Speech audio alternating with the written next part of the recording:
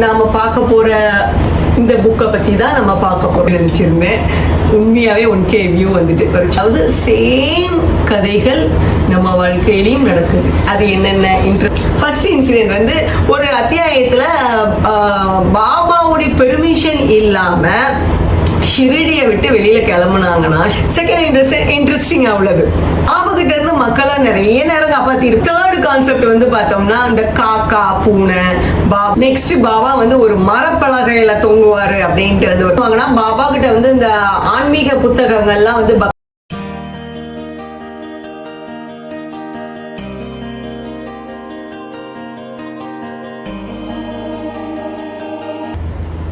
சாய்ராம் சாய்ராம் சாய்ராம். இந்த வீடியோவை பார்த்துட்டு இருக்கிற அனைத்து சகோதர சகோதரிகளுக்கும் என் அன்பான வணக்கம். இன்றைய நாள் உங்களுக்கு சந்தோஷமாகவும் நீங்கள் நினைத்தது அனைத்தும் நிறைவேறட்டும். உங்கள் குலதெய்வம், உங்கள் இஷ்ட தெய்வம் மற்றும் நம் பாபாவின் அருள் உங்களுக்கு பரிபூரணமாக கிடைக்கட்டும். இன்றைக்கு நாம் பார்க்க போகிற டைட்டில் ஸ்ரீ சாய் சத் சரித்ரா. இந்த புக்கை பற்றி தான் நம்ம பார்க்க போகிறோம். ஸ்ரீ சாய் சத் சரிதம் தமிழில் சொல்லுவாங்க, இங்கிலீஷில் வந்து ஸ்ரீ சாய் சத் சரித்ரா. ஸோ இதை பற்றி தான் இன்றைக்கி பார்க்க போகிறோம். இது சாய் பக்தர்களுடைய புனித நூல், சாய் பக்தர்களுடைய பகவத்கீதைன்னு சொல்லலாம். நம்ம எப்படி பைபிள் இருக்குது, குரான் இருக்குது, அதே மாதிரி சாய் பக்தர்களுக்குள்ள ஹோலி புக் அப்படின்ட்டு வந்து சொல்லலாம். ஓகே, ஸ்ரீ சாய் சத் சரித்ரா பற்றி நம்ம பேசுகிறோங்கிற பட்சத்தில் ஸ்ரீ சாய் சத் சரித்ரா ஏற்கனவே நிறைய பேர் படிச்சிருப்பீங்க.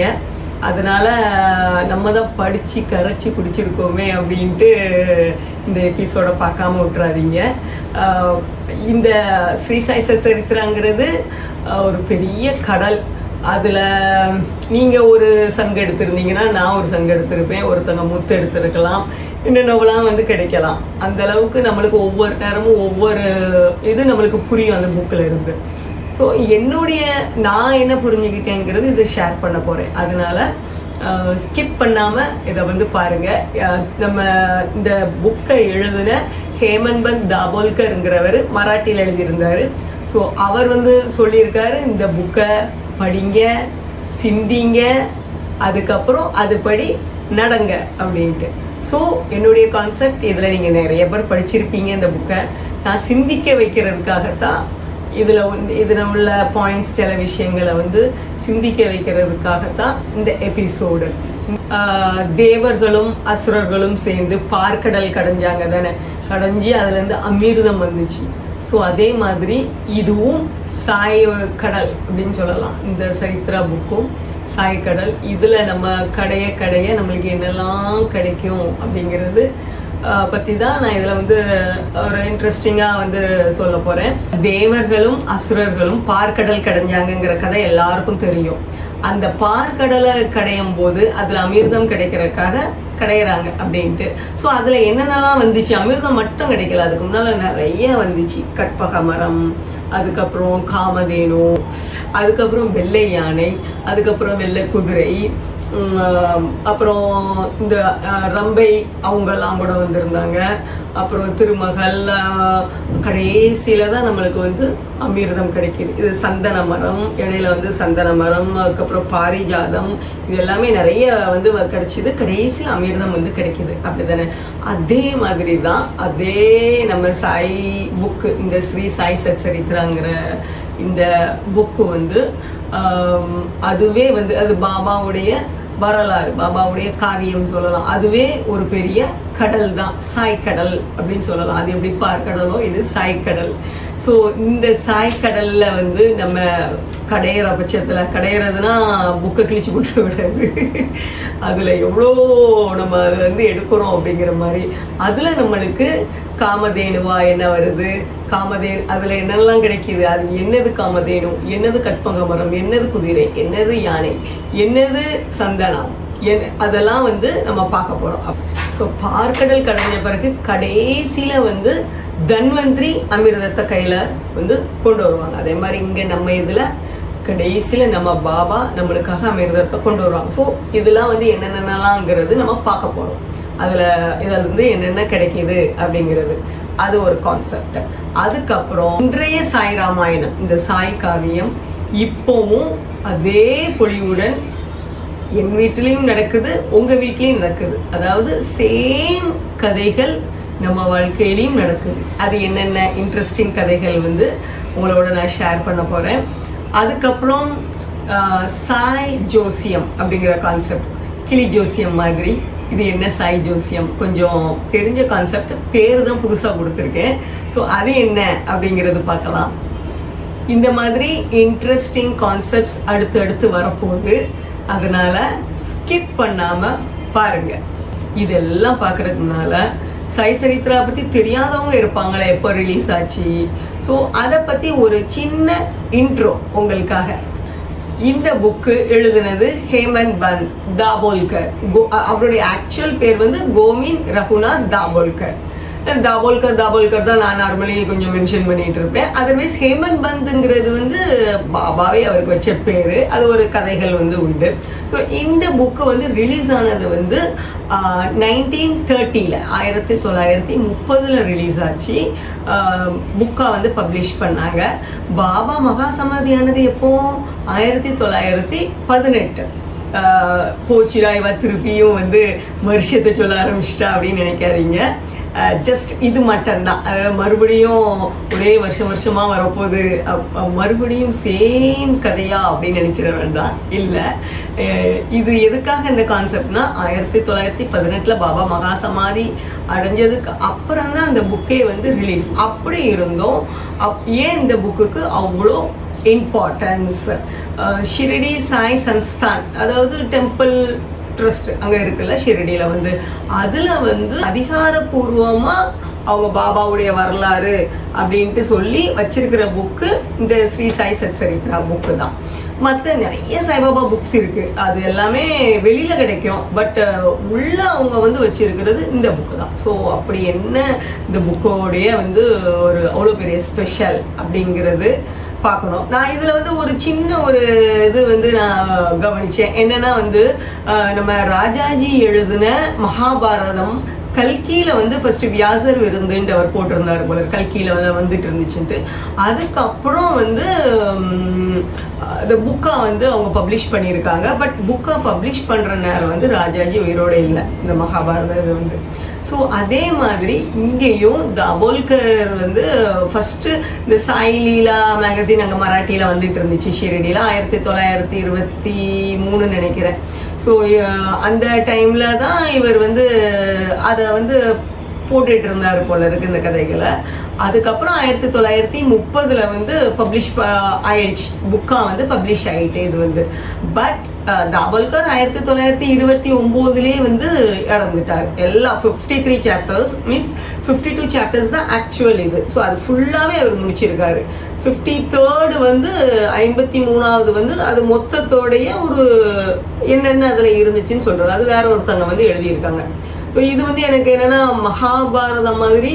ஸோ பாபாவுடைய காவியம், அதுவும் ஒரு ஒரு பெரிய ஒரு இதிகாசமான ஒரு புக்கு அப்படிங்கிறது இது ஒரு சின்ன ஒரு இது. இப்படி நிறைய விஷயங்கள் வந்து பாபாவுடையது வந்து நம்மளுடைய ஒரு புராண இதுகளோட லிங்க் இருக்கும். அந்த அளவுக்கு பாபாவுடைய ஒரு சக்தி வந்து ஒரு பெருசு அப்படின்ட்டு தான் நான் நினைக்கிறேன். அப்போ இது வந்து எதனால முக்கியம்? இந்த கதை வந்து நம்ம ஜாஸ்தி சொல்ல வேண்டியதில்லை, அப்புறம் போரிங்காக இருந்த மாதிரி ஆயிடும். சிம்பிளாக நான் சொல்லிடுறேன். ஏற்கனவே என்னுடைய இதில் நான் சொல்லியிருப்பேன், இந்த அந்த பாபாவுடைய ஹிஸ்ட்ரி பற்றி பேசியிருக்கேன்ல 4 இது, அதில் 4th இதில் சொல்லியிருப்பேன். என்னென்னா இந்த இவர் தாபோல்கர் வந்து காலரா மிராக்கிள் கண்ணால் பார்த்தார். பாபா எப்படி காலரா மிராக்கிள்ங்கிறது இந்த காலரா வியாதியை விரட்டுறதுக்காக கோதுமையை அரைச்சி அந்த மாவை வந்து அங்கே உள்ள ஷிரடி லேடிஸை போட சொல்லுவார். அங்கே உள்ள இதில்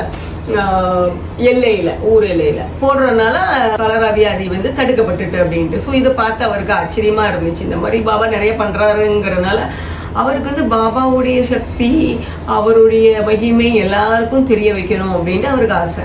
ஸோ அதை எப்படி பாபா கிட்ட சொல்லி அவரை பற்றி எழுதுறதுக்குங்கும் போது ஷியாமாவை பிடிச்சிருவார். ஷியாமா தானே, ஏற்கனவே சொல்லியிருக்கேன், ஷியாமா தான் எல்லாருக்கும் ரெக்கமெண்டேஷன் போய் பேசுகிறாள். அவர் தான் கரெக்டாக பாபா கிட்ட வந்து நெருங்குறாள். பாபா வந்து ஷியாமாவை தன்னுடைய ஒரு செல்ல பிள்ளை மாதிரி தான் வச்சுருப்பார். அதனால் பாபா ஷியாமா என்ன சொன்னாலும் அக்செப்ட் பண்ணிக்கிடுவார் ஆக்சுவலாக. ஸோ ஷியாமாவுடைய ரெக்கமெண்டேஷன் மூலமாக அப்படி இப்படின்னு பேசி சம்மதிக்க வச்சிடுறாரு. ஸோ பாபா சொல்லிட்டாரு, ஓகே நீ இங்கே நடக்கிற நிகழ்ச்சிகள் எல்லாம் குறித்து வச்சுக்கோ, நானே வந்து எழுதுவேன், நானே உனக்குள்ளேருந்து எழுதுவேன், நீ ஜஸ்ட் ஒரு கருவி தான் அப்படிங்கிற மாதிரி. எப்படி வந்து பகவத்கீதையில் வந்து கிருஷ்ணர் சொல்கிறாரு அர்ஜுனன் கிட்ட வந்து நான் தான் எல்லாம் பண்ணுறேன், நீ ஒரு கருவி தான் அப்படின்ட்டு. சேம் பாபா நிறைய விஷயங்கள் வந்து பகவத்கீதை பாகவதம் இந்த கான்செப்டை வச்சு தான் அவர் பேசுவார் நார்மலாக. ஸோ அவருடைய கருத்துக்களை மற்றவங்களுக்கு புரிகிற மாதிரி, எல்லாருக்கும் ஈஸியாக புரிகிற மாதிரி அவர் வந்து பேசுவார். அப்படி சொல்லி பாபா இதெல்லாம் ஸோ இந்த மாதிரி சொல்லி இதனால எல்லாருக்கும் நல்லது நடக்கும்ட்டு அதெல்லாம் அந்த புக்லேயே மென்ஷன் பண்ணியிருக்காங்க. ஸோ அப்படி ஆரம்பித்தது தான் இந்த புக்கை பற்றி உள்ள ஒரு எழுதுகிற வேலை ஆரம்பிச்சதுன்னு சொல்லலாம். தாபோல்கர் வந்து அப்படி எழுத ஆரம்பிச்சிருக்காரு. ஸோ இது பாபாவே பெர்மிஷன் கொடுத்து பாபாவே எழுதுனது. அதனால இந்த புக்கை பொறுத்த வரைக்கும் தாபோல்கர் எழுதுனதாக அர்த்தம் இல்லை, பாபா தான் எழுதியிருக்காரு. அதனால இதில் உள்ளது ஒவ்வொரு விஷயமும் பாபா நம்மளுக்கு சொல்கிறதா தான் நம்ம நினைக்கணும். ஈவன் இப்போ நாங்கள் யூடியூப் பண்ணுறோன்னா என்னை பொறுத்த வரைக்கும் நான் பண்ணுறதா நான் நினைக்கல. பாபா என்ன பேச வைக்கிறாரு எல்லாமே அவருடையது தான். அவர் மக்களுக்கு என்ன சொல்லணும்னு நினைக்கிறாரோ அது வந்து சொல்கிறாரு. நாங்களாம் ஒரு ஜஸ்ட் ஒரு கருவி, பாபாவுடைய இன்ஃபர்மேஷன். ஏன்னா மக்களுக்கு ஒரு நல்லது செய்கிறதுக்காக தான் மகான்கள் வர்றாங்க. ஸோ ஒவ்வொருத்தரையும் மகான் தேர்ந்தெடுத்து அந்த இன்ஃபர்மேஷன் பாஸ் பண்ணுறதுக்கு ஒவ்வொருத்தரும் யூஸ் பண்ணிக்கிறாங்க. அப்படி தாபோல்கர் அப்படி கொடுத்து வச்சவர் பாபாவுடைய பெர்மிஷன் கேட்டு கிடச்சி அது இந்த புக்கை வந்து எழுதியிருக்கார். ஸோ அவ்வளோ ஸ்பெஷல். இதுக்கப்புறம் வந்து இந்த பாராயணம் எப்படி பண்ணணும், அந்த என்கிட்டயே நிறைய சாய் சரித்திரா புக் இருக்குது. இதில் பார்த்தீங்கன்னா தெரியும் டிஃப்ரெண்ட் பாபா சரித்திரா புக்ஸே நான் நிறைய வச்சுருப்பேன். ஸோ அது என்ன டிஃப்ரென்ஸ்லாம் கடைசியில் சொல்கிறேன். அதர்வைஸ் இதுவே ஹிஸ்ட்ரியாக போன மாதிரி உங்களுக்கு போர் அடிச்சிடும், ஸ்கிப் பண்ணிடாதீங்க. அதனால இப்போ அந்த கான்செப்ட் எல்லாமே நெக்ஸ்ட்டு கடைசியில் வந்து நான் அதை வந்து சொல்கிறேன் எப்படி பாராயணம் பண்ணணும் இந்த புக்கு அப்படிங்கிறது. இப்போ நம்ம பார்க்க போகிறது நெக்ஸ்ட் கான்செப்ட். என்ன கான்செப்ட்? இந்த பார்க்கடல் கடைஞ்சப்போ நான் சொன்னேன்ல நம்மளுக்கு தேவர்களும் அசுரர்களும் பார்க்கடல் கடைஞ்சப்போ இதெல்லாம் வந்துச்சுன்ட்டு. ஸோ அப்போ இந்த புக்கில் என்ன இருக்குது, நம்ம அது ரிலேட்டடாக நம்ம பேசும்போது இதில் வந்து இதில் ஒரு விஷயம் என்னென்னா தாபோல்கர் இதில் எப்படி பேசியிருப்பார், கதை வந்து இந்த புக்கோடைய கதை எப்படி இருக்கும் அப்படின்னு பார்த்தோம்னா, எப்படி மகாபாரத போர் குருஷேத்திர போரை வந்து சஞ்சயன் திருராஷ்டிரருக்கு எப்படி சொல்லிட்டு இருந்தார், அங்கே நடக்கிறத வந்து இங்கே அவர் கமெண்ட்ரி கொடுத்துக்கிட்டே இருந்தார்ல, கிட்டத்தட்ட இது அப்படி பேட்டர்ன் தான். அவர் வந்து அந்த பக்தர் அப்படி பண்ணார், எனக்கு இப்படி பண்ணார், இப்படி இப்படின்னு அவர் ஷேர் பண்ணுவார். இது வந்து ஒரு உங்களுக்கு எஸ்ஐ மாதிரிலாம் இருக்காது. இந்த தாபோல்கர் உண்மையாகவே அவ்வளோ இதாக அப்படி உருகி எழுதியிருப்பார். படிக்கிறதுக்கு அவ்வளோ நல்லா இருக்கும். அவருடைய குரு பக்தி, பாபா மேலே உள்ள அன்புங்கிறத விட பிரேமை, அப்படி பாபா மேலே உள்ள அந்த ஒரு பிரேமை, அப்புறம் பாபா மேலே உள்ள மரியாதை எல்லாமே இந்த புக்கில் அப்படி படிச்சுன்னு தெரியும். பாபா மேலே உள்ள அவர் பாபா கிட்ட சரணடைகிறது, பாபா கிட்ட அவர் எவ்வளோ சரணடைஞ்சிருக்காரு, முழு சரணடையுது அவரெல்லாம் வந்து பார்த்தோம்னா ஷிரடி மக்களே அப்படிதான். அங்கே வந்து நம்ம அந்த புக்கை பார்த்து இப்படி நிறைய விஷயங்கள் கற்றுக்கிறதுக்கும் இருக்குது ஆக்சுவலாக. ஸோ இதுதான் இந்த தாபோல். அதனால் இந்த புக்கு வந்து நீங்கள் உங்களுக்கு இந்த அளவுக்கு நீங்கள் எல்லோரும் நினைக்கிற அளவுக்கு போரிங்காக இருக்காது. இது ஒரு மகானுடைய புக்கு, இது போரிங்காக இருக்கும். பாபாவே வந்து இன்ட்ரெஸ்டிங் பர்சன் ஆக்சுவலாக. அப்போ புக்கு எப்படி இருக்கும், இன்ட்ரெஸ்டிங்காக தானே இருக்கும். ஸோ நல்லா சூப்பராக தான் இருக்கும் புக்கு. படிக்காதவங்க படிக்க ஆரம்பிக்கலாம். அது நான் கடைசியில் வந்து உங்களுக்கு இந்த பாராயணம் எப்படி பண்ணணும்னு சொல்லும் போது வரேன். ஓகே, இப்போ நம்ம கம்மிங் பேக், நம்ம இந்த கான்செப்ட் என்ன கான்செப்ட் நம்ம சொன்னோம், இந்த பார்க்கடல் கடைகிற கான்செப்ட் வந்து சொல்லிட்டு இருந்தோம் அப்படி தானே. அங்கே வந்து அசுரர்களும் தேவர்களும் பார்க்கடல் கடைஞ்சாங்க. அப்போ இங்கே யார் அசுரர்கள் தேவர்கள்? வேற யார்? நாம தான். நம்மக்கிட்ட தான் தேவர்கள் குணங்களும் உண்டு, அசுரர் குணமும் உண்டு. எப்போ எப்படி இருக்கும்னு சொல்ல முடியாது. அந்த ரெண்டு போராட்டம் நம்ம மைண்டுக்குள்ளே இருக்க தான் செய்யும். ஸோ நாம தான் இந்த புக்கை இப்போ அதில் வந்து நாராயணர் கூர்ம அவதாரம் எடுத்து என்ன பண்ணுறாரு, அந்த தாங்கி பிடிப்பார், அப்படி தானே இந்த மலையை தாங்கி பிடிக்கிறதுலாம் வரும்ல. ஸோ இந்த இடத்துல நம்ம பாபா நாராயணராக இருந்து நம்மளை தாங்கி பிடிச்சி இந்த புக்கை படிக்க வைக்க உட்கார்றாரு. அதுவே படிக்க மாட்டாங்களே எல்லாருமே, இதை படித்ததானே அமிர்தம் கிடைக்கும். ஸோ நான் அதுக்குள்ள சூழ்நிலையை கொடுத்து நம்மளை பிடிச்சி உட்கார வைக்கிறார். தேவர்களும் அசுரர்களும் பார்க்கடல் கடையும் போது முதல்ல வந்தது என்னது? ஆலங்கால விஷம், அப்படி தானே? ஆலங்கால விஷத்தை பிடிச்சாலே யார்? நம்ம சிவபெருமான். இந்த இடத்துல அந்த சாய்க்கடல் புக்கை நம்ம படிக்க ஆரம்பித்தோம்னா உடனே நம்மளால் அது கான்சென்ட்ரேட் பண்ண முடியாது. அந்த ஆலங்கால விஷம் வர்ற மாதிரி நம்மளுக்கும் நிறைய நம்மளுடைய மனக்குழப்பங்கள், கவலைகள், நிறைய சிந்தனைகள், அப்புறம் நம்மளுடைய கர்மாக்கள் கூட இருக்குது. ஸோ இது படிக்க தான் அது போகும்.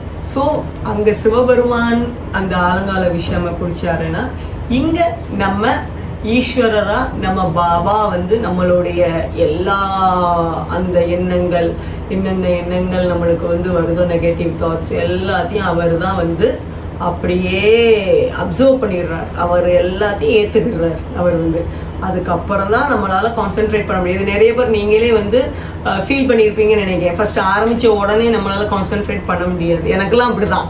ஒரு 15 சாப்டர்ஸ் போனோம், அதுக்கப்புறம் தான் அந்த ட்ரெயின் ட்ராக்லேயே நிற்கும். ஸோ இப்போது அது முடிஞ்சு அதுக்கு அடுத்து கற்பக மரம், காமதேனு அந்த புக்கில் பொறுத்த வரைக்கும் பாபா நம்மளுக்கு காமதேனுங்கிறது என்னது? பசு.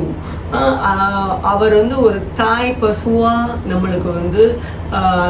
நம்மளுக்கு என்னென்ன தேவையோ அந்த அன்பால் நம்மளுக்கு எல்லாமே கொடுக்குறாரு. கற்பக மரம். ஸோ நீங்கள் என்ன நினச்சி ஒரு இதுக்காக படிக்கிறீங்களோ இந்த புக்கை அது உங்களுக்கு நிறைவேறும். 7 daysல படிப்பாங்க அதெல்லாம். ஸோ அது பாராயண டைமில் சொல்கிறேன். நீங்கள் என்ன ஒரு கான்செப்டுக்காக படிச்சிங்களோ அது நிறைவேறும். ஒரு சின்ன எக்ஸாம்பிளுக்கு சொல்லணும்னா இன்ட்ரெஸ்டிங் இது. நான் சாய் சரித்ரா இந்த ஒரு லாஸ்ட் வீக் ஸ்டார்ட் பண்ணேன். நான் அந்த லாஸ்ட் வீடியோவில் போட்டிருப்பேன். எதனால நான் லாஸ்ட் வீக் இந்த வீடியோ போடலை, ஏன்னா சாய் சத் சரித்ரா படிக்கிறதுக்கான உள்ள ஒரு இண்டிகேஷன் பாபா எனக்கு கொடுத்த மாதிரி இருந்துச்சு. அதனால நான் ஃபுல்லாக படித்தேன். அது இந்த புக்கு கிடையாது, அந்த ரெட் புக் கிடையாது, அது இன்னொரு புக்கை. நான் அது எதுங்கிறது நான் சொல்லுவேன். ஸோ அது ஃபுல்லாக முடித்தேன். ரெக்கார்ட் பண்ணுற நாள் வெனஸ்டே. இப்போ நான் டியூஸ்டே கம்ப்ளீட் பண்ணேன். ஆக்சுவலாக 1 day பிஃபோர் கம்ப்ளீட் பண்ணேன். வெனஸ்டே ரெக்கார்ட் பண்ணும்போது என் மைண்டில் என்ன இருந்துச்சுன்னா, அந்த லாஸ்ட்டாக போட்டிருந்த வீடியோ என்னுடைய இது என்ன சூப்பர் ஸ்டார் அப்படிங்கிறது வர்றது 1K வியூ வந்துடணும் அப்படின்னு நினச்சிருந்தேன். உண்மையாகவே 1K வியூ ஒரு சும்மா ஒரு இது யோசித்து பார்த்து நடக்குதான்னு பார்ப்போம் அப்படின்ட்டு உண்மையாகவே 1K இது எல்லா நேரமும் இப்படி எல்லாம் நினைக்க மாட்டேன். சில நேரம் ஒன்றுமே நினைக்க மாட்டேன். சில நேரம் அப்படியும் படிக்கிறது உண்டு. ஸோ இப்படி நிறைய பேர் அது சரியாகணும், இது சரியாகணும், அந்த மாதிரிலாம் கூட ஒரு தடவைலாம் நான் பண்ணியிருக்கேன். நம்ம கற்பக மரம், நம்ம என்ன கான்செப்ட் ஏதாவது ஒன்று மைண்டில் வச்சுருப்போம், நம்ம ஆசைகள் அது நினைப்போம். ஸோ அதுக்காகவும் அதுவும் இந்த புக்கு மூலமாக நம்மளுக்கு கிடைக்க தான் செய்யுது. ஸோ அது போக இப்போ முக்கியமானது என்னது? குதிரை, வெள்ளை குதிரை. அந்த வெள்ளை குதிரை அந்த இதில் வரும்பாங்க. ஸோ இதில் வெள்ளை குதிரை என்னது? நம்மளுக்கு இந்த புக்கை படிக்கிற பட்சத்தில் குதிரைனால என்னது? எனர்ஜி நம்மளுக்கு ஸோ இந்த புக்கை படிக்கிற பட்சத்தில் மைண்டு நம்மளுக்கு அப்படியே ஒரு சுறுசுறுப்பாயிரும். நீங்கள் புக்கை எடுத்து படிக்கும்போது நிறைய குழப்பங்களில் கூட புக்கை எடுத்து படிக்க ஆரம்பிப்பீங்க. கொஞ்சம் கொஞ்சமாக குதிரை ரேஸில் ஓடுற மாதிரி நம்ம மனசும் அப்படியே அது கூட ஓட ஆரம்பிச்சிடும். ஸோ ஒரு எனர்ஜி கிடச்சிரும், மைண்டும் ரிலாக்ஸ் ஆயிரும் நம்மளுக்கு. அடுத்து யானை, ஐராவதம் யானை சொல்லுவோம்ல. ஸோ அந்த யானை வந்துச்சும்பாங்க. இதில் இந்த புக்கை படிக்கிற பட்சத்தில் யானை என்னது? நம்ம யானைனா என்னது? நம்மளுக்கு எப்போவுமே ஸ்ட்ராங். ஒரு ஆடு கூட வரும்ல சிமெண்ட்டுக்குன்னு நினைக்கிறேன், ஏதோ ஒன்று ஸ்ட்ராங் யானை, ஒரு ஸ்ட்ராங்னஸ்க்கு மீன்ஸ் அந்த ஒரு கான்க்ரீட் இதுக்கு அதே மாதிரி நம்மளுடைய நம்பிக்கை, நம்மளுடைய கான்ஃபிடென்ட்டுலாம் ஸ்ட்ராங் ஆயிரும். இந்த புக்கை படிக்க நம்மளுக்கு பாபா கண்டிப்பாக நம்ம கூட இருப்பார், நம்மளை ப்ரொடெக்ட் பண்ணுவார். என்ன சொல்லணுமோ நம்மளுக்கு அருள் புரிவார். புரிவார், எல்லாமே நம்மளுக்கு வந்து அது அந்த ஞான பலம் கிடச்சிரும் நம்மளுக்கு இந்த புக்கை படிக்கிற பட்சத்தில். குதிரை மாதிரி நம்ம எனர்ஜெட்டிக் ஆயிரும், யானை மாதிரி பலம் கிடைச்சிரும். யானைக்கு அடுத்து நம்ம என்ன சொல்லலாம், இந்த ஊர்வசி ரம்பா இவங்கெல்லாம் கூட எல்லாரும் வந்ததாக சொல்லுவாங்க. ஸோ இந்த புக்கில் என்ன ஊர்வசி ரம்பாவா இருக்கான்னு கேட்கலாம். அப்படி இல்லை, இன்ட்ரெஸ்டிங் ஸ்டோரிஸ்லாம் இருக்குது, பாபாவுடைய சில நகைச்சுவை இதுகள். ஸோ ரொம்ப இன்ட்ரெஸ்டிங் ஸ்டோரிஸ்லாம் கூட இருக்குது. ஸோ அந்த மாதிரி எடுத்துக்கிடலாம். அது மூலமாகவும் நம்மளுக்கு பாடங்கள் தான், அது மூலமாக அவர் என்ன சொல்ல வர்றாருங்கிறதும் நம்ம புரிஞ்சுக்கிடணும். ஸோ அதுவும் இருக்குது. அதுக்கப்புறம் இந்த பாரிஜாதம் சந்தனம்லாம் இருக்குல்ல, அதுக்கெல்லாம் அப்புறம். ஸோ அந்த கான்செப்ட் வந்து சில விஷயங்கள் நம்ம பார்த்த பிறகு தான் அதை சொல்லுவேன். அப்போ தானே அமிர்தம் கிடைக்கும். அதுதான் முக்கியமான கான்செப்ட்ஸ். அது என்னங்கிறது அப்புறம் சொல்கிறேன். ஸோ இப்போ வந்து ஒரு ஐடியா கிடச்சிட்டா நம்ம வந்து இது அவ்வளோ முக்கியமான புக்கு ஆக்சுவலாக. அதுதான் நான் வந்து சொல்ல வரேன். நம்மளுக்கு வந்து இதில் எவ்வளோ நம்ம கடையிறோமோ அவ்வளோ நம்மளுக்கு இதில் அமிர்தம் கிடைக்கும். ஓகே, சில இன்ட்ரெஸ்டிங் திங்ஸ் வந்து நான் வந்து அப்சர்வ் பண்ணேன். ஆக்சுவலாக நான் என்னுடைய இந்தளவுக்கு நான்லாம் அனலைஸ் பண்ணி ரிசர்ச் பண்ணி என் காலேஜ் டேஸ்லேயே நான் பண்ணலான்னு தெரில. புக்கில் கொடுத்துருக்கிறத படிச்சுட்டு போயிருப்பேன். நான் வந்து பாபாவை பற்றி நான் அவ்வளோ ரிசர்ச் பிஹெச்டி பண்ணிட்டேன். ஆக்சுவலாக என்னை பொறுத்த வரைக்கும் பிஹெச்டின்னு கூட எனக்கு போட்டுடலாம், அந்தளவுக்கு ஒரே ரிசர்ச்சிங் தான் பாபாவை பற்றி. ஓகே, ஸோ இதில் நான் வந்து என்ன ஒரு விஷயம் வந்து நான் கவனித்தேன்னா, பாபாவுடைய சாய் ராமாயணம் சொல்லலாம் இது வந்து. ஸோ இந்த சாய் ராமாயணத்தில் நார்மல் நம்ம ராமாயண மகாபாரத கதைகள் கூட பார்த்தோம்னா நம்ம வாழ்க்கைக்கு இப்பவும் பொருந்தும். அதே மாதிரி தான் பாபாவுடைய கதைகள் பார்த்தோம்னா பொருந்துங்கிறத விட சேம் நடக்கவும் செய்யுது. அதுதான் இதில் ஒரு இன்ட்ரெஸ்டிங் கான்செப்ட். சேம் கான்செப்ட் எனக்கு முன்னால் நான் படித்தது இல்லைங்கிறதுனால எனக்கு தெரியாது. இப்போ ரீட் பண்ணுறதுனால ஏன் இது நம்ம வாழ்க்கையிலையும் நடந்திருக்கு, அப்படி உங்கள் வாழ்க்கையிலையும் நடந்திருக்கும். நீங்கள் யோசித்து பாருங்கள், ஒவ்வொரு அத்தியாயத்துக்கும் ஒரு எக்ஸாம்பிள் உங்கள் லைஃப்பில் வந்து நடந்திருக்கும். ஸோ அதில் ஒரு சில இது வந்து ஒரு 7 திங்ஸ் போல் கடன்னு சொல்கிறேன். ஏன்னா வீடியோ பெருசாக போயிடக்கூடாதுங்கிறனால அந்த தாபோல்கர் சொல்லியிருக்கிற மாதிரி தான் ஒரு விஷயம் சொல்லிட்டு இருக்கிற போது இன்னொரு விஷயம் ஞாபகத்துக்கு வருது. அவ்வளோ குழப்பத்தில் வந்து இருப்பேன் ரெக்கார்ட் பண்ணுறதுக்கு முன்னால். பட் ரெக்கார்ட் பண்ணி ஒரு 5 மினிட்ஸ் ஆன பிறகு அப்படியே பாபா எழுத்து எங்கேயோ கொண்டு போயிடுவார். அவரே நான் நினைக்காத பாயிண்ட் எல்லாம் என்ன மீறி வர ஆரம்பிச்சிடும். ஸோ ஓகே, நம்ம இப்படி தான் தாபோல்கர் மாதிரி டைவர்ஷன் ஆகிக்கிட்டே இருக்கும். ஓகே, ஃபர்ஸ்ட் ஸோ 7 அத்தியாயங்களில் இருந்து நான் சொல்ல போகிறேன். அத்தியாயம் எந்தெந்த அத்தியாயம் நான் சொல்ல மாட்டேன், இன்சிடென்ட் தான் சொல்லுவேன். அத்தியாயத்தை நீங்கள் கண்டுபிடிங்களேன். நீங்கள் நிறைய பேர் சாய் சரித்திரம் நல்லா படித்தவங்க இருப்பீங்க. என்னுடைய நாத்தனார் ஒரு பொண்ணு உண்டு, ரூபான்ட்டு. என்னோட மை ரிலிஜன் கனெக்டருங்கிற புக்கு நான் 2nd புக் போட்டுட்டு இருக்கிற டைமில் அவள் கூட தான் நான் சேர்ந்து பண்ணிகிட்டு இருந்தேன். அவள் எனக்கு நிறைய ஹெல்ப்ஸ் பண்ணான் இதில். அப்போது பண்ணும்போது அவகிட்ட தான் அவள் நல்லா சாய் சரித்திரம்லாம் படித்தவன் நிறைய நேரம். ஸோ எனக்கு இந்த அத்தியாயங்கள்லாம் ஞாபகம் இருக்காது. இந்த ஒரு இன்சிடென்ட் எப்போ நடந்துச்சு இதெல்லாம் எனக்கு எத்தனை தடவை படித்தாலும் எனக்கு மறந்து போயிடும். அவ அவ்வளோ டான்ட்டு கையில் வச்சுருப்பா. நான் அவட்டே ரூபா இது எந்த சாப்டரில் வரும் இந்த கதை மறந்துடுச்சுன்னா கரெக்டாக சாப்டருடைய ஹெட்டிங்கையும் கரெக்டாக சொல்லுவாள், பேஜ் நம்பர் சொல்லுவாள், எடுத்து காமிச்சிருவா. அண்ணி பாருங்க இங்கே இருக்குன்ட்டு. ஆச்சரியமாக இருக்கும் எனக்கு வந்து. ஸோ இப்போவுமே எனக்கு நான் நோட் பண்ணியிருக்கிறதெல்லாம் எனக்கு இப்போவுமே எனக்கு அத்தியாயம் தெரியாது, இன்சிடென்ட்ஸ் தெரியும். ஓகே, எல்லாமே கொஞ்சம் குட்டி குட்டியாக கொஞ்சம் இன்ட்ரெஸ்டிங் கான்செப்ட்ஸ் தான் எடுத்திருக்கேன். நம்மளை பொறுத்த வரைக்கும் என்னது, பாபாவை ரசிக்கணும். அதுதான் நம்மளுக்கு கான்செப்டே. ரசிக்கிறத விட பாபாவை ரசிச்சுக்கிட்டே நம்மளுக்கு ஆன்மீகத்தையும் ரசிக்கணும். அப்போ தான் நம்ம வாழ்க்கை இனிக்கும். நான் ஏற்கனவே சொல்லியிருக்கேன் லாஸ்ட் வீடியோவில். ஸோ அதுக்கு ஏற்றாப்புல நான் இன்ட்ரெஸ்டிங் கான்செப்ட்ஸ் தான் வந்து நான் எடுத்திருக்கேன். ஓகே, நம்ம ஃபர்ஸ்ட்டாக போகலாம். ஃபர்ஸ்ட் இன்சிடென்ட் வந்து ஒரு அத்தியாயத்தில் பாபாவுடைய பெர்மிஷன் இல்லாமல் ஷிரடியை விட்டு வெளியில் கிளம்புனாங்கன்னா அவங்களுக்கு வந்து இன்னல்கள் வரும் அப்படின்ட்டு வந்து உண்டு. ஆக்சுவலாக ஷிரடியை பொறுத்த வரைக்கும் எல்லா மக்களும் வந்து பாபாட்ட பெர்மிஷன் கேட்டுட்டு தான் போவாங்க. பாபாங்க நடத்துறது ஒரு பெரிய ராஜாங்கம். இப்போ மற்ற இடங்கள்லாம் வந்து மற்ற மகான்கள் சில இதெல்லாம் பார்த்தோம்னா ஒரு குறிப்பிட்ட ஆட்கள் இருப்பாங்க, அந்த ஊர்லேயே கொஞ்சம் பேர் வந்து பார்த்துட்டு போகலாம், ஒரு அப்படி அந்த மாதிரி இருக்கும். இங்கே அப்படி இல்லை. பாபா தான் இப்போ நம்ம அதாவது எப்படி எடுத்துக்கலாம்னா, கோயிலில் உள்ள கர்ப்பகிரகத்தில் உள்ள சாமி வந்து நம்மளை மாதிரி மனுஷனாக உட்கார்ந்துட்டு இருந்தா மக்கள் எப்படி ரியாக்ட் பண்ணுவாங்க யோசித்து பாருங்க. அதுதான் ஷிரடியில் வந்து பாபாவுக்கு கொடுத்த ஒரு ஒரு என்ன சொல்கிறது, அந்த பக்தி. கடவுள் என்ன ஏற்கனவே சொன்ன மாதிரி சல்தே போல்தே காட் சொன்னேன்ல, நடமாடும் பேசும் தெய்வம்ட்டு. ஸோ அப்படி அவர் வந்து அங்கே உட்கார்ந்துட்டு இருக்காரு, தெய்வம் பேசுகிறாங்க, நடக்கிறாங்க. அப்புறம் மக்கள் சும்மா இருப்பாங்களா? மலரை வந்து வண்டு சுற்றுற மாதிரி எப்போவுமே மக்கள் ஃபுல் மக்கள் அங்கே தான் இருப்பாங்க எப்போவுமே. அது வந்து எப்போவுமே மக்கள் வந்து பாபாவை சுற்றி தான் அவங்க வாழ்க்கையே. உலகமே பாபா தான், பாபாவுக்கும் மக்கள் தான் உலகமே. அப்படி அதனால பாபா நினைச்சாதான் ஷிரடிக்கும் போக முடியும்.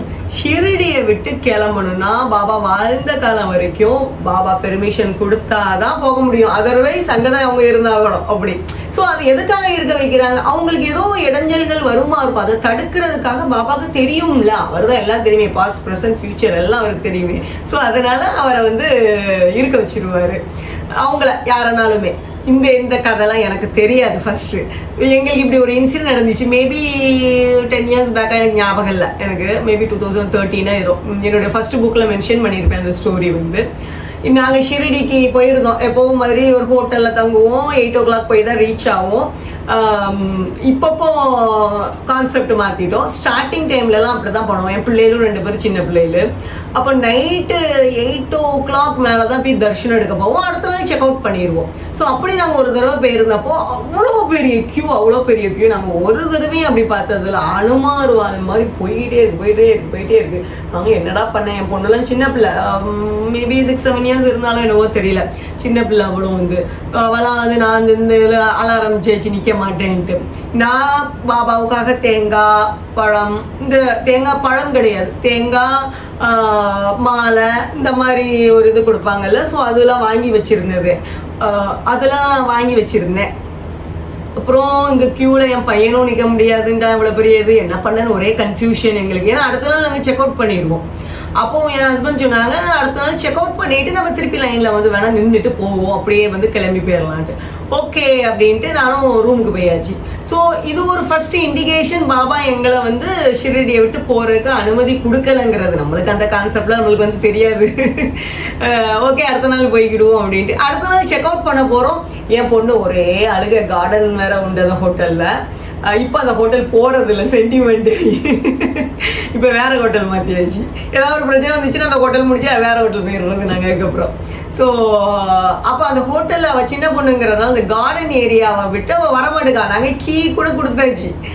காரில் போய் உட்கார போனால் அவள் வரவே மாட்டேன்னு ஒரே அழுக. அதை தரன்னு பிடிச்சி இழுத்துட்டு போவாங்கம்பாங்களே, அப்படி தான் அவளை பிடிச்சி இழுத்துட்டு தூக்கிட்டு போய் காரில் வச்சுருந்தான். அப்பவும் ஒரே அழுதுட்டு இருந்தான். அங்கே போய் நின்னா திருப்பி அது அவள் அழுகையும் ஒரு 2வது இண்டிகேஷன். எங்களுக்கு செக் அவுட் பண்ணிட்டு தான், செக் அவுட் பண்ணக்கூடாதுங்கிறதுக்கான ஒரு இண்டிகேஷன். அடுத்து போய் நின்னா திருப்பியும் அவ்வளோ பெரிய கியூ. எங்களுக்கு பயங்கர ஆச்சரியம். ஆக்சுவலாக திருப்பதி மாதிரிலாம் அங்கே இருக்காது ஷிரடியில். வந்து ஓரளவு நம்மளுக்கு 1 or 2 hours தரிசனம் கிடச்சிரும் நார்மலி வந்து. ஸோ இந்த அளவுக்கு ஒரு கியூ நாங்கள் பார்த்ததே இல்லை எங்களுக்கு லைஃப்பில் வந்து. அது என்ன அப்படி ஒரு கியூன்னு எங்களுக்கு பெரிய ஆச்சரியம். எனக்கு என்ன பண்ணண்டே புரியல. ஸோ செக் அவுட்டும் பண்ணியாச்சு நாங்கள். அதுக்கப்புறம் பார்த்தோம்னா மூக் தர்ஷன்ட்டு ஒன்று உண்டு. மூக் தர்ஷன்னா ஒரு ஹாலில் பாபா இருப்பார், பார்த்தவங்களுக்கு தெரியும். ஷிரடியில் நம்ம தூரத்துலேருந்து பார்த்துக்கலாம், பக்கத்தில் போக முடியாது. பட் தூரத்தில் போயிட்டு உடனே வெளியில் வந்துடலாம். 2 minutes தான், உள்ளே போயிட்டு வெளியில் வந்துடலாம். அது ரொம்ப தூரத்துலேருந்து பார்க்குறது. ஸோ மூக் தர்ஷன் பாங்க, அது ஒன்லி முகத்தை தூரத்துலேருந்து பார்த்த மாதிரி இருக்கும் அப்படின்ட்டு. பட் அதில் பெரிய அதிசயம் என்னென்னா அந்த இதுவும் அவ்வளோ கியூ. மூக் தர்ஷனுக்கு அவ்வளோ கியூ இருந்ததே இல்லை.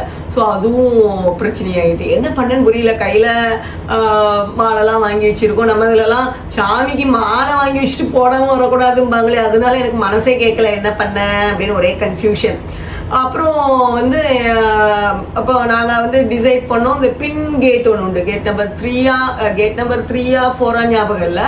ஸோ அந்த கேட் வழியாக உள்ளே போய் உள்ள சாமியை பார்க்க முடியாது, பட் அந்த பிரகாரங்களை சுற்றலாம். மீன்ஸ் பாபாவை பார்க்க முடியாது, பிரகாரம் சுற்றலான்ட்டு அந்த குருஸ்தாண்ட் ஒரு இது உண்டு. அதில் பாபாவுடைய ஃபோட்டோலாம் ஒன்று வச்சுருப்பாங்க. அப்போ நாங்கள் வந்து என்ன பண்ணோம், வேறு வழி இல்லை, ஒன்றுமே பண்ண முடியாது. நாங்கள் அந்த இடத்துல வந்து நான் அந்த மாலையெல்லாம் போட்டுட்டு சம்திங் என் மைண்டுக்குள்ளே ஒரு நெருடல். பட் என்ன பண்ண முடியும், செக் அவுட்லாம் பண்ணியாச்சு, பாபா என்னன்னாலும் நீங்களே பார்த்துக்கோங்க அப்படின்னு சொல்லி எல்லாத்தையும் அங்கே பாபா கிட்ட வச்சுட்டு நாங்கள் கிளம்பிட்டோம். இதுதான் அதில் வந்து ஒரு பெரிய ஒரு இது.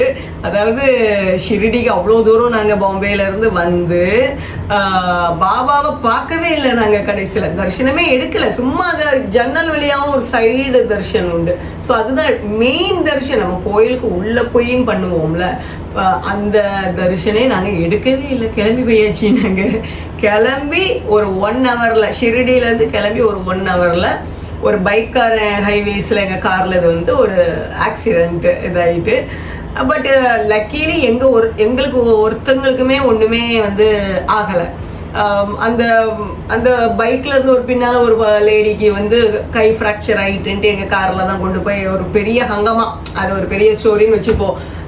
அந்த புக்கை எழுதும் போது எனக்கு அந்த ஃபீல் வந்துச்சு. ஒருத்தர் வந்து சொன்னார், ஹாஸ்பிட்டலில் இப்படி தான் வந்து இந்த பைக்காரங்களாம் வந்து மோதுவாங்க, நீங்கள் போங்க அப்படின்ட்டு. அது உண்மையாகவே எனக்கு அத்தனை வருஷம் தோணலை. அந்த புக்கு எழுதும் போது ஓ இதுதான் பாபாவாக இருக்குமோ, பாபா தான் வந்து நம்மளை அப்படி அந்த இடத்த விட்டு வெளியில் போக சொன்னாரோ அப்படின்ட்டு தோணிச்சு. ஸோ இது முக்கியமான ஒரு ஃபர்ஸ்ட் இன்சிடெண்ட்டு. இப்படி அதில் நடந்தது, அதாவது சாய் சரித்திரால பாபா வாழ்ந்த காலத்தில் நடந்தது, இப்பவும் நடக்குது. அதுக்கப்புறம் நான் இப்போ எந்த கோயில் போனாலும் சப்போஸ் தரிசனம் கிடைக்கிறதுக்கு லேட் ஆச்சு அப்படின்னா வெளியில் வர்றதே கிடையாது. எத்தனை மணி நேரம்னாலும் ஆகட்டும், எந்த கோயில்னாலும் சாமியை பார்க்கன்னு உள்ளே போயாச்சா, சாமியை பார்க்காம வெளியில் வர்றது இப்போ கிடையாது. அந்த பாடமும் எனக்கு அதுலேருந்து கிடைச்சிது. இது ஃபர்ஸ்ட் இன்சிடென்ட். செகண்ட் இன்சிடென்ட் என்னன்னு பார்க்கலாம். செகண்ட் இன்ட்ரெஸ்டிங்காக உள்ளது. இது ஒரு ஆக்சிடென்ட் சொல்லியிருக்கேன், ஏதாவது சிம்பிளி ஒரு இன்ட்ரெஸ்டிங்காக உள்ளது சொல்லுவோம். பாம்புகிட்ட இருந்து மக்களை நிறைய நேரம் காப்பாற்றி இருப்பார். அது வந்து காடு தானே, அதனால நிறைய அந்த பாம்புகள் இதெல்லாம் வரதான் செய்யும் போல இருக்கு. ஸோ இந்த புக்லேயே நிறைய இன்சிடென்ட்ஸ் பாம்பு பற்றியே கொடுத்துருப்பாங்க. அப்படி பாம்பு கிடையாது, பாம்புக்கு பதில் இந்த இடத்துல எலி ஆக்சுவலாக. ஸோ ஒரு 2 இயர்ஸ் முன்னாலெல்லாம் ஒரு குட்டி எலியெல்லாம் வீட்டுக்குள்ளே நடமாடிக்கிட்டே இருந்துச்சு. நாங்கள் அந்த ஒட்டுற ஸ்டிக்கு வச்சுருந்தோம், அதில் ஒட்டிட்டு ஸோ ஈஸியாக அது ரிமூவ் பண்ணிட்டோம். அப்புறம் லாஸ்ட் இயர் என்ன ஆயிடுச்சு, அதை விட பெரிய எலி போல இருக்கு. நாங்கள் ஸ்டிக்கெலாம் வைக்கிறோம், ஒன்றுமே நடக்கல. அது குடுகுடுன்னு கோலம் போடுறாங்க. கோலம் போடுற மாதிரி நான் மஞ்சள்லாம் போட்டு வச்சுருந்தேன், அது வருதா போதான்னு தெரியலன்ட்டு. அது என்ன பண்ணுது, அது குடுகுடுன்னு அது மேலே கோலம் போடுற மாதிரி போயிடுது. அது எப்போ வருதுன்ட்டே தெரில. அது மேபி அது வந்து நைட் நேரம் வந்துட்டு போயிட்டு இருந்துச்சு. ஸோ இது ஒரு கொஞ்ச நாள் அப்படி நடந்துச்சு. எங்களால் வந்து என்ன பண்ணுறதுன்ட்டே தெரியல.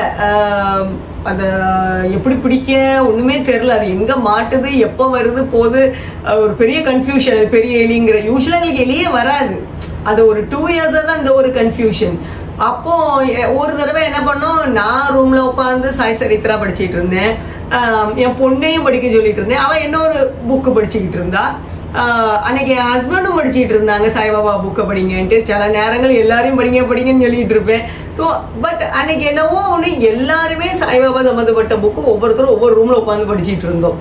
அப்போ நான் இந்த பாம்பு ஸ்டோரிஸாக வந்துட்டு இருந்துச்சு. அப்போ நான் நினச்சேன், பாபா இந்த பாம்பெல்லாம் இவ்வளோ விரட்டுறீங்களே, ஒரு எலியை விரட்ட முடியலையா உங்களுக்கு அப்படின்னு தான் நினச்சேன். அப்படி நினச்ச 5 மினிட்ஸில் சடனாக கிச்சன்லேருந்து குடுகுடுன்னு சத்தம் கட்டிச்சு. என்னன்ட்டு என் ஹஸ்பண்ட் போய் ஓடி போய் பார்த்தாங்க, எலி வெளியில் ஓடிட்டு அப்படின்னா உடனே ஜன்னலை க்ளோஸ் பண்ணிட்டோம். இது வந்து எனக்கு ஒரு பெரிய மிராக்கில் இருந்துச்சு. ஏன்னா பகல் நேரம் வேறு, அதுவும் யூஸ்வலாக நைட் நேரம் தான் வந்துட்டு இருக்கும். பகல் நேரம் அது வெளியில் வர டைமே கிடையாது. ஸோ அப்போ தான் நான் நினச்சேன், அந்த புக்குக்குள்ளே அந்த ஒரு வைப்ஸு. ஏன்னா நாங்கள் எல்லாருமே வந்து பாபா சம்மந்தப்பட்டது தான் படிச்சுட்டு இருந்தோம். அப்போது ஸோ சம்திங் அந்த வைப்ஸ் மோரோவர் நான் அந்த இதை நினைக்க வேற செஞ்ச உடனே உண்மையாகவே அன்னைக்கு வந்து அந்த எலி வெளியில் போயிட்டு இது எனக்கு ஒரு, ஏன்னா அந்த பாயிண்ட் நினைக்க வேற செஞ்சுருந்தேன். இப்படிலாம் பாம்பெல்லாம் இது பண்ணுறதுக்கு ஒரு எலியை பண்ண முடியல அப்படின்ட்டு. ஸோ இதுவும் அதே மாதிரி நடந்திருக்குன்ட்டு. செகண்டு, தேர்டு, நான் குட்டி குட்டியாக சொல்கிறேன், அதுக்கு அடுத்து தான் பெருசு வருவேன். ஸோ தேர்டு கான்செப்ட் வந்து பார்த்தோம்னா, இந்த காக்கா, பூனை, பாபா வந்து எல்லா ரூபத்துலையும் இருப்பேன்னு ஒரு இதில் கொடுத்துருப்பாரு. காக்காவும் நான் இருப்பேன், புனையாக இருப்பேன், நாயாக இருப்பேன், காக்காவுக்கும் சாப்பாடு வைப்பார். இந்த கான்செப்ட்லாம் இப்படி சொல்லி சொல்லி இந்த காக்காவெல்லாம் நான் ரொம்ப உண்மையாகவே பெருசாக நினச்சது இல்லை. எல்லோரும் காக்காவை வந்து மேபி முன்னோர்களாக கூட நினைப்பாங்க. நான் அப்படியே ரொம்ப யோசிச்சது இல்லை. காக்கானால எனக்கு கொஞ்சம் பயமாக தான் இருக்கும், பார்த்தாலே கொத்திடுவோன்ட்டு. ஸோ காக்காவுக்கும் நான் பெரிய இம்பார்ட்டன்ஸ் கொடுத்தது இல்லை தான். பாபா சொன்ன நான் அந்த பாபாவோட இதை நான் படித்ததுலேருந்து காக்கா ரூபத்தில் பாபா வந்துருவாரோ அப்படின்னு எனக்கு கொஞ்சம் பயம் கூட உண்டு. கொஞ்சம் சில நேரம் காக்கா கத்திக்கிட்டே இருக்கும். யார் கத்துறாட்டு பாபா தான் இப்படி கத்திட்டு இருக்காரு போல நினைப்பேன். சில நேரம்லாம் ஏதாவது கன்ஃபியூஷன் வீட்டில் இருக்கிற மாதிரி இருந்துச்சுன்னா, ஒரு தடவை ரீசெண்ட்லி நடந்தது. ஸோ ஒரு 2 காக்கா வந்து நின்றுட்டு இருந்துச்சு. காக்கா நிறைய வந்து எனக்கு இண்டிகேஷன்ஸ் கொடுக்கும். ஆக்சுவலாக அது பாபா தானான்னு தெரில, நான் பாபாவா இப்போ நினைக்கிறனால 2 காக்கா நினைச்சு. யூஸ்வலாக நான் வந்து ஏதாவது கொடுக்கறது உண்டு. ஒரே கத்தல் காக்கா. ஸோ அந்த நேரம் எங்களுக்கு ஏதோ ஒரு பிரச்சனை வர வீட்டில் வர ஏதோ ஒன்று வந்துச்சு, எனக்கு இப்போ ஞாபகம் இல்லை. ஸோ அப்போ நான் நினச்சிட்டு இருந்தேன், இப்படி பிரச்சனையை கொண்டு வர்றதுக்கு எதுக்கு கத்திட்டு இருக்கீங்க, அப்போ கத்தாமலையாவது இருக்கணும், இப்படிலாம் கத்தி பிரச்சனையை காமிக்கக்கூடாது, பிரச்சனை வராமல் தான் பண்ணணும் அப்படின்ட்டு வந்து சொல்லிகிட்டு இருந்தேன் காக்கா கிட்டே. காக்காவுக்கு புரியுதோ இல்லையோ. இதில் ஜோக் என்னென்னா, அடுத்த நாள் பார்த்தோம்னா சேம் இடத்துல 2 காக்கா அமைதியாக உட்காந்துட்டு இருந்துச்சு. எனக்கு உண்மையாகவே சிரிப்பு தான் வந்துச்சு. ஸோ நம்ம சொன்னது அதுக்கு கேட்டுடுச்சு போல அப்படின்ட்டு. அதனால எனக்கு தெரில, நிறைய நேரம் சில நேரம் காக்கா ரூபத்தில் பாபா வருவாரோ என்னவோ. எப்படி அவர் பிக்சை எடுக்கிறதுக்கு நிறைய நேரம் வந்துட்டு போவாரும்பாங்க. சில நேரங்கள் வந்து ஒரு நேரத்துக்கு ஒரு நேரம் போக மாட்டாங்க. சில வீட்டுக்கு அடிக்கடி ரிப்பீட்டடாக அவர் பிக்சர் எடுக்க போவாரும்பாங்க. இந்த காக்காவுமே சில நேரம் ஒரு நேரம் வாங்கிட்டு போயிடும், சில நேரம் திருப்பி வரும். எத்தனை தடவை நாங்கள் சீஸ் வைப்போம். அது சின்ன வயசில் என் பொண்ணு அப்படி பழக்கினதுனால ஸோ அது சீஸை தான் சாப்பிடுது எங்கள் காக்கா. சீஸை குட்டியாக கட் பண்ணி சில நேரம் ஃபுல் சீஸே காலியாயிரும். அப்படி இது கூட பாபா தான் நினைப்பேன். பூனைலாம் எல்லாம் இந்த வழியில் போகிறது, பூனை போனாலே பயப்படுவாங்க. நான் அந்த பூனை வந்தாலே இது பாபாவாக இருக்குமோ, பாபா தயவு செய்து குறுக்க போகாதீங்க, கொஞ்சம் நேராக போங்கங்கிறது அப்படி சில நேரம் நடக்கும். சரி பரவாயில்ல, பாபா நம்ம எதை கேட்டுட்டாரு போல அப்படின்னு நினைப்பேன். சில நேரம் குறுக்க போயிடும். ஓகே பாபா வந்து சரி அப்போ போங்க, நீங்கள் தான் போகிறீங்களா, ஓகே அப்படின்னு விட்டுடுறது. அப்படி காக்கா பூனைட்ட கூட பேசுகிற அளவுக்கு ஆயிடுச்சு. பார்த்தா அவங்களுக்கு சிரிப்பாக இருக்கும். பட் இது அதில் கொடுத்துருக்கிறனால, அவர் எல்லா உயிர்லையும் இருக்கிறனால எதை பார்த்தாலும் பாபாவாக இருக்குமோன்ட்டு நினைக்கிற அளவுக்கு ஆயாச்சு இப்போ நான் கொஞ்சம். அது ஒன்று. நெக்ஸ்ட்டு பாபா வந்து ஒரு மரப்பலகையில் தொங்குவார் அப்படின்ட்டு வந்து ஒரு கான்செப்ட் வரும்ல. அது ஒரு நூல்னால கெட்டி போட்டு அது எப்படி வந்து அவர் தாங்கிட்டு இருக்கும் அந்த மரப்பலகை. அதெல்லாம் என்னுடைய அந்த ஃபஸ்ட்டு 4 வீடியோஸில் சொல்லியிருப்பேன். மேபி செகண்ட் வீடியோவில் அந்த கான்செப்ட் சொல்லியிருப்பேன். ஆமாம் செகண்ட் வீடியோவில் அந்த கான்செப்ட் சொல்லியிருப்பேன். ஸோ அது எப்படி இங்கே எப்படி பொருந்தது அப்படின்னு பார்த்தோம்னா, பின்னால் போட்டிருக்கேன்ல, அது ஆக்சுவலாக ஸ்க்ரீன். அது வந்து பேக்ட்ராப் நினச்சிடக்கூடாது. அது வாங்கின ஸ்க்ரீனு அமேசானில் வாங்கி நாங்கள் அது போட்டிருந்தோம். அது ஏற்கனவே பின்னால் ஸ்க்ரீன் இருக்குங்கிறனால ஃப்ரண்ட் இது எல்லாம் வீட்டில் வர ஒரே பெரிய சாய்பாபாவை மாட்டி வச்சாச்சுன்ட்டு இது பண்ணனால நான் என்ன பண்ணேன், சரி ரிமூவபிளாக வச்சுக்கிடுவோம் அப்படின்ட்டு நம்ம அந்த ஸ்டிக்கு இது உண்டுல்ல, வால் ஹேங்கிங், இது அதை தான் வாங்கி ஒட்டியிருந்தேன். ஒட்டி கயிறு இதெல்லாம் வச்சு கெட்டி எல்லாம் போட்டு வச்சுருந்து சும்மா ட்ரையல் பார்க்கணுன்ட்டு பார்த்தா அடுத்த நாள் டொம்முன்னு கீழே விழுந்துட்டு. நான் ஏற்கனவே வேற நான் யோசிச்சுட்டு இருந்தேன், நம்ம பேசிகிட்டு இருக்கேன்னா நம்ம தலை மேலே டொம்முன்னு விழுந்துட்டுனா என்ன பண்ணுறதுன்ட்டு. அதுதான் நம்ம நெகட்டிவாக நினச்சோம்னா நெகட்டிவாக நடந்துடுறது. ஸோ என்னாச்சு, அதனால நெக்ஸ்ட் டே இது விழுந்துடுச்சு. போச்சுடா என்ன பண்ணேன், இப்படி பேசும்போதும் விழுந்துட்டு நான் என்ன பண்ணேன் அப்படின்ட்டு ஒரு கன்ஃபியூஷன். அப்புறம் திருப்பி என் பொண்ணு கடையில் போய் அதே மாதிரி வாங்க போனால் சேமே கொடுத்தாங்கன்ட்டு. அப்போ அவள் கடைக்காரன்ட்டு சொன்ன போல சேம் தான், இது விழுந்துடுச்சு அப்படின்னு அவர் எக்ஸ்ப்ளனேஷன். உண்மையாகவே நாங்கள் இத்தனை நாள் இது வாங்கி யூஸ் பண்ணியிருக்கோம். சில நேரம் அது ஓட்ட விழுந்துடும், சரி விழுந்துட்டு போலன்னு விட்டுருவோம் சில நேரங்கள் வந்து. இதில் அது ஃபஸ்ட் டைம் அப்படி ஒரு எக்ஸ்ப்ளனேஷன் வேறு அந்த அவர் கொடுத்தாரு. நீங்கள் வந்து வாழை நல்லா க்ளீன் பண்ணிவிட்டு அதுக்கப்புறம் அதை ஒட்டணும். ஒட்டி 24 ஹவர்ஸ்க்கு அதில் தொங்க போடக்கூடாது எதையும். நெக்ஸ்ட் டே தான் மீன்ஸ் 24 ஹவர்ஸ் கழிச்ச பிறகு தான் அதில் தொங்க போடணும். அப்போ ஸ்ட்ராங்காக நிற்கும்ட்டு. உண்மையாகவே இப்போ இது போட்டு நியர்லி 3-4 மந்த்ஸ் ஆயிடுச்சின்னு நினைக்கிறேன். ஸோ அதுக்கப்புறம் விழவே இல்லை.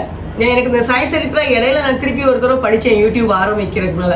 அப்போ எனக்கு அப்படி தோணுச்சு, இது கூட பாபாவுடைய மிராக்கிள். அந்த வீடியோவில் சொல்லும் போது எனக்கு தோணுச்சு ஆக்சுவலாக, இது கூட பாபாவுடைய மிராக்கிள் தானோ, இப்போ வரைக்கும் அது விழாமல் இருக்குது. ஆக்சுவலாக ஒரு சைடு கிளிப்பை குத்தி வச்சிருப்போம், இழுத்திருப்போம், பண்ணியிருப்போம், பட் ஸ்டில் பாபா தாங்கி பிடிச்சிக்கிட்டு இருக்காரு இந்த ஸ்க்ரீனை அப்படின்னு தான் என்னுடைய எண்ணம். ஸோ இது கூட நடக்குது. நெக்ஸ்ட், யூஸ்வலாக எல்லாரும் என்ன பண்ணுவாங்கன்னா, பாபா கிட்ட வந்து இந்த ஆன்மீக புத்தகங்கள்லாம் வந்து பக்தர்கள் அவங்கள்ட்ட கொடுத்து ஆசீர்வாதம் அவர் பிளெஸிங் பண்ணி திருப்பி கொடுப்பாரு. அப்படின்னா அவங்களுக்கு எல்லாம் நல்ல மங்களங்கள் நல்லா இருக்கும். மீன்ஸ் அந்த புக்கோடைய இது அவங்களுக்கு அந்த புக்கை படிக்கிற பட்சத்தில் அவங்களுக்கு எல்லாம் நல்லது கிடைக்கும் அப்படிங்கிற மாதிரி. ஆக்சுவலாக நானும் சரித்திரம் நிறைய தடவை படித்தாலும் நம்மளுக்கு அந்த கான்செப்ட் நிறைய நேரம் புரியாது தான், நம்மளுக்கு ஞாபகம் இருக்காது தான். அதில் சொல்கிற கருத்துகள் எல்லாமே வந்து நம்மளுக்கு ரொம்ப உடனே ஞாபகத்தில் இருக்காது. திருப்பி திருப்பி படிக்க தான் நம்மளுக்கு ஞாபகத்துக்கு வரும். அதனால இதெல்லாம் நான் படிச்சிருந்தாலும் எனக்கு அந்த அளவுக்கு ஞாபகம் இல்லாதது. பட் நான் வந்து அந்த கம்பேர் பண்ணி பார்க்கும்போது தான், நம்ம இதை மாதிரி இப்பவும் பண்றோம்ல அப்படின்னு எனக்கு வந்து தோன்றுறது. சரி, அதுக்காக நான் என்ன பண்றேன்னா, நான் வந்து ஜஸ்ட் பாபாவுடைய இந்த மாதிரி ஃபோட்டோ, ஆக்சுவலாக பின்னால் வந்து கேலண்டராக இருக்கும். இது ஆக்சுவலாக ஃபோட்டோ. நார்மலி ஸ்டார்டிங்லலாம் என்ன பண்ணுவேன்னா, ஒரு சின்ன பாக்கெட் கேலண்டர் மாதிரி இருக்கும்ல, ஸோ அது எல்லாமே நான் புக் மார்க் மாதிரி யூஸ் பண்ண ஆரம்பித்தேன். இதை தான் ஒரு காலத்தில் வந்து நான் தூரத்துக்கு போட்டோமா, புக்கில் உள்ள அந்த நாலேஜ் நம்மளுக்கு போய் ரீச் ஆகணும் தான். என்ன தான் நம்ம படித்தாலும் நம்மளுக்கு அந்த ஞானம் வரணும்ல, அது நம்மளுக்கு குரு தானே கொடுக்க முடியும். ஸோ அந்த ஒரு மைண்டில் நினச்சிக்கிட்டு தான் நான் எல்லா புக்கும், பாபா புக்குன்ட்டு இல்லை, எந்த புக்கு படித்தாலும் பாபா தான் இருப்பார். இதில் அந்த புக் மார்க் வந்து எனக்கு பாபா தான் ஆக்சுவலாக. இப்போவும் எல்லா புக்லேயும் வச்சுருப்பேன். ஸோ இது எனக்கு இந்த கான்செப்ட் படிக்கும்போது பாபாவே எனக்கு ஆசீர்வாதம் வழங்கியிருக்காரு போல இருக்கு. இடையில புக்கு படிக்கிற பழக்கம் இல்லாமல் இருந்தாலும் திருப்பி வரிசையாக புக்கு படிக்க ஆரம்பிச்சிட்டேன். முதல்ல ஒரே ஒரு புக் மார்க்குன்னு வச்சுருந்தேன், இப்போ எல்லா புக்குலேயும் புக் மார்க் வைக்கிற அளவுக்கு இம்ப்ரூவ் ஆகிட்டேன். புக்கு எழுதியாச்சு. ஸோ இது எல்லாமே பாபாவுடைய ஃபோட்டோவை, அவர் ஃபோட்டோன்னு கிடையாது, அவருடைய ஆசீர்வாதம் அதில் அப்படியே இருக்கிறதாக நான் நினைக்கிறேன். இது ஒன்று முடியுது. நெக்ஸ்ட்டு வந்து இது ஒரு முக்கியமான ஒரு இது. அதனால தான் ஃபஸ்ட்டு குட்டியானலாம் ஒன்று சொல்லிட்டேன். இனி வர ஒரு சில கம்பேரிசன் வந்து ஒரு முக்கியமான கான்செப்ட்ஸ், ஒரே ரொம்ப விளையாட்டுத்தனமாக சொன்ன மாதிரி இருக்கக்கூடாது, இல்லை ஒரு இன்ட்ரெஸ்டிங் ஒரு இது என்ன ஒரே சின்னப்பிள்ளத்தனமாக இருக்குன்னு நீங்கள் எல்லாம் நினைக்கக்கூடாதுல்ல. அதனால் ஒரு சீரியஸ் கான்செப்ட்னா, மழை, பாபா வந்து மழையை கண்ட்ரோல் பண்ணியிருக்காரு. கேள்வி நேரம்.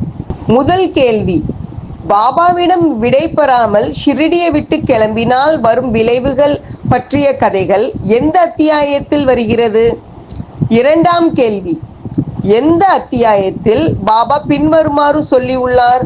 நாய் மற்றும் மற்ற உயிரினங்களும் பூனைகள், பன்றிகள், ஈக்கள், பசுக்கள் முதலியன என்னுடன் ஒன்றானவைகளாகும்.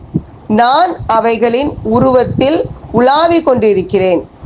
சாய்ராம், கடந்த வார வீடியோவில் பெஸ்ட் கமெண்ட் காம்படிஷன், அதாவது சிறந்த விமர்சனம் எழுதுபவர்களுக்கான போட்டி பற்றி குறிப்பிட்டிருந்தேன்.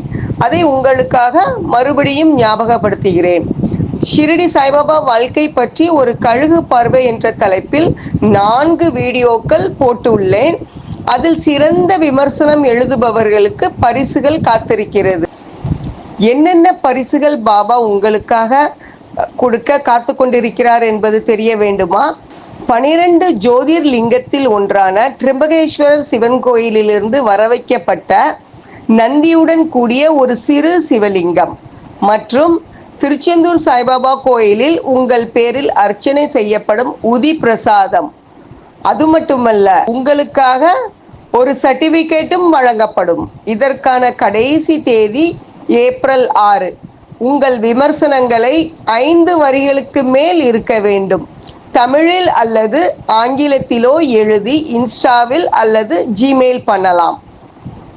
ஃபோனில் டைப் பண்ண முடியாதவர்கள் ஒரு பேப்பரில் எழுதி ஃபோட்டோ எடுத்தும் அனுப்பலாம்.